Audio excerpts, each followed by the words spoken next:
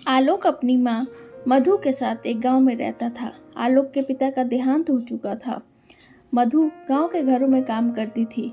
उसी से दोनों का गुजर बसर होता था। एक दिन आलोक ने अपनी माँ से कहा, माँ तुम इतनी मेहनत करती हो, मुझे बिल्कुल अच्छा नहीं लगता।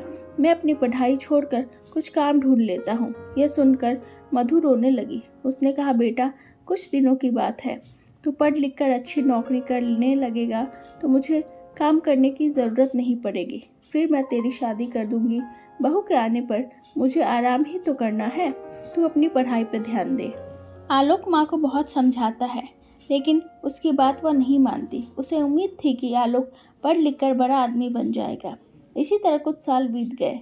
आलोक की पढ़ाई पूरी हो गई, उसे नौकरी भी मिल गई। एक दिन आलोक घर आया और उसने अपनी माँ से कहा, माँ अब मैं तुम्हें अब काम पर जाने नहीं दूंगा।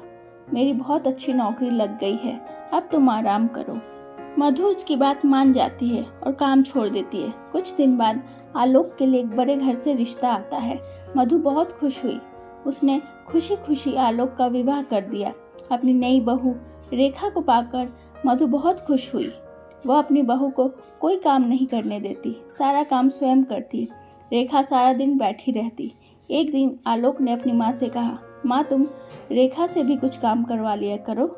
इस उम्र में तुम कितना काम करोगी, अब तुम्हें आराम करना चाहिए। यह सुनकर रेखा ने कहा, मैंने तो माँ जी से कई बार कहा काम करने के लिए, लेकिन ये सब कुछ खुद ही करना चाहती हैं।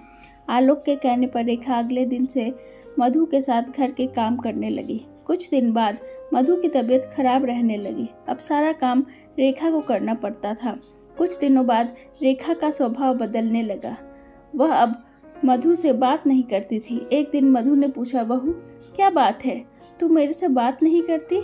तब रेखा ने कहा, आपको पता है कि कितने बड़े घर से आई हूँ और कितनी पढ़ी लिखी हूँ।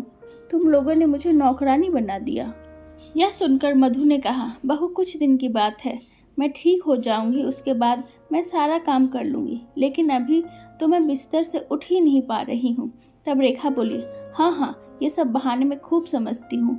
मैंने काम करना क्या शुरू कर दिया, आपने सारा काम मेरे ऊपर डाल दिया। यह कहकर रेखा अपने कमरे में चली गई और उस दिन उसने खाना भी नहीं बनाया। शाम को जब आलोक घर आया तब रेखा ने कहा, सुनो जी, मैं इतना काम नहीं कर सकती, इसलिए मैं अपने पिता के घर जा रही हूँ। तुम्हें अपनी माँ की सेवा करनी है तो करो, मुझसे अब ये सब नहीं होगा। यह सुनकर आलोक गुस्से में बोला, मैंने शादी अपनी माँ को आराम देने के लिए की है। अगर तुम घर का काम नहीं करोगी तो माँ इस बीमारी में कैसे काम करेगी। यह सुनकर रेखा गुस्से में अपने घर जाने के लिए चल दी। तभी मधु ने उसे रोका, कहा, बहू इस घर को छोड़कर मत जाओ, मैं सारा काम कर लूँगी। रेखा फिर भी नहीं मानती। वो अपने पिता के घर चली जाती है। उसके जाने के बाद मधु रोती रहती है। आलोक कहता है, माँ तुम क्यों रो रही हो, उसका गुस्सा कम होगा तो खुद आ जाएगी। यह सुनकर मधु कहती है, बेटा तू अभी उसे लेकर आ और जब तक वह नहीं आएगी तू भी उसके साथ रहना। आलोक कहता है, माँ मैं तुझे इस हाल में छोड़कर कहीं नहीं जा सकता।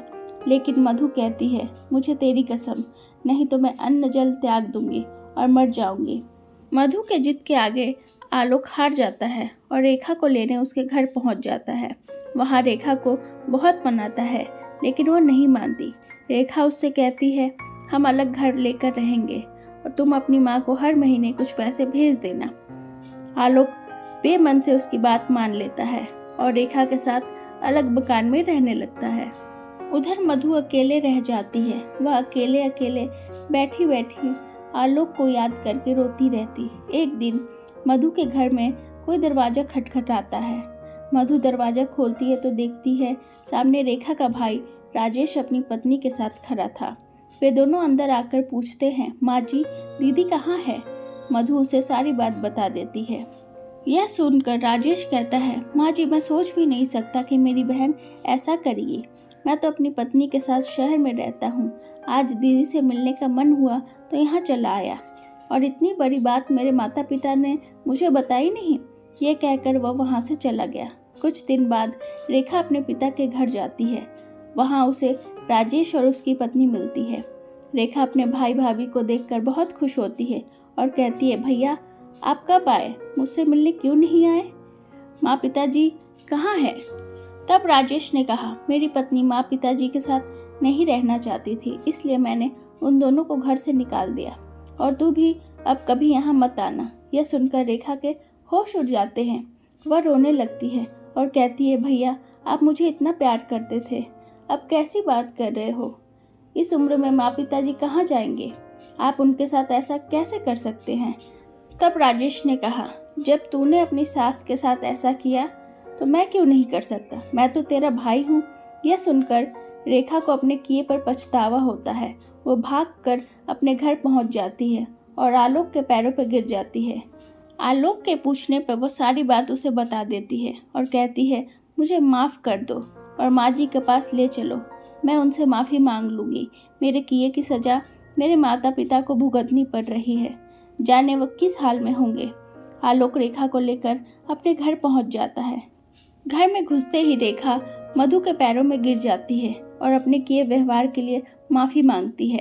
तभी दूसरे कमरे से राजेश अपनी पत्नी और माता पिता के साथ बाहर आता है।